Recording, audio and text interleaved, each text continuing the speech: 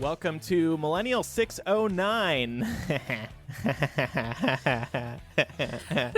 Are you laughing because there's an O between the 6 and the 9? I wish there wasn't an O. I'm Andrew, quarantined here in Chicago. I'm Laura, here developing a cough in Atlanta. Uh-oh. I'm Pamela, here taking care of my mother, who does not have the coronavirus, but she does have the regular old flu. Aww. Oh, poor thing. That's a real concern. Mm-hmm. Yes. Coronavirus is a real concern as well, of course. So we're going to talk about it here at the top of the show because I find this pretty fascinating, the spread of it and just how the world is reacting to it. And of course, the Trump administration is not handling it very well. So just the latest numbers as of Monday, over 500 people have been infected. Close to 30 have died. The stock market completely tanked on Monday, like awfully. I don't know if you guys have looked at your 401ks, but Nope. You know why? No. Because when it, tanked 800 points last week, I stupidly checked it and have been in the fetal position ever since. So I don't want to know what it looks like today because I can't control it. yeah. So Yeah. Mine's in the negatives. Like, what? Well, I've only been investing for like the past year, Oh, okay. so it's not. It's not. Almost gave me a heart attack. I did sell my Tesla and Beyond stock. I'm just gonna let those fall and then I'll buy back in later. But anyway, breaking Monday night, the Trump administration is now kicking around an economic stimulus package, including paid sick leave. Finally, Americans are going to get paid sick leave now that there is a virus afoot. And Trump is kicking around a payroll tax cut. I was just watching a press conference. He was really hyping this up. He said these going to have big numbers, real big numbers for this payroll tax cut. That's actually pretty exciting because we're all going to have a little more money in our pockets if you're on a payroll. Yeah, but it's kind of what they did for the big tax bill.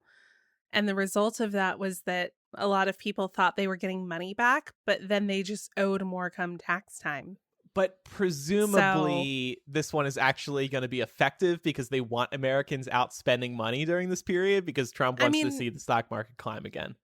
I mean, Americans will still go out and spend money because they're idiots. They'll see that they'll see that they got a few more dollars in their paycheck and they're not going to think about the long term. Yeah. And I mean, I don't know, maybe this is a one-time deal and they're not going to penalize anybody for it, but this is how they positioned the last payroll tax cut. So yeah, I'm dubious. I have faith it's actually going to be effective. Also, cost of travel is dropping rapidly. Flights are getting cheaper. Cruises are getting cheaper. At the same time, the government is warning older Americans in particular to not travel. So that's why these prices are dropping. And obviously everybody's scared.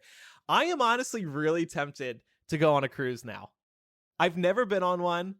If the prices are nice and low, why not? Because They're a lot what if of you fun. get quarantined and then you're stuck there? That's the problem. I would bring books and I would finally read them because I'd be stuck on the ship with nothing to do. You know, honestly, in general, cruises have never appealed to me because I can't sit still during vacations and there's only so much you can do on the boats. True. Something else to bear in mind, Andrew.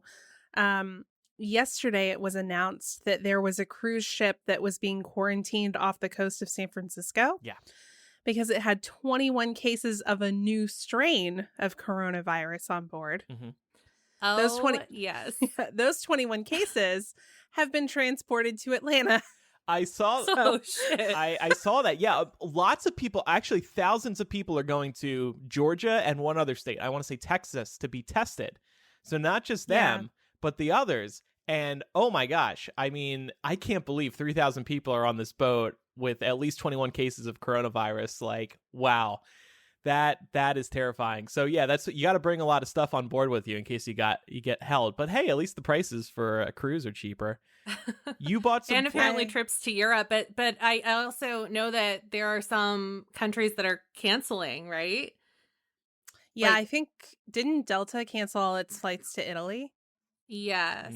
And then there's some discrepancy I saw on Twitter about Airbnb. I'm sure that they'll fix it because it's bad publicity, but some people were complaining that Airbnb would not refund people their money after their trips got canceled. Oh. So What? And then you've been buying flights, Laura? Yeah, so we are going to Seattle in the summer, and we've been planning this for a while. And I booked the tickets like a week and a half ago.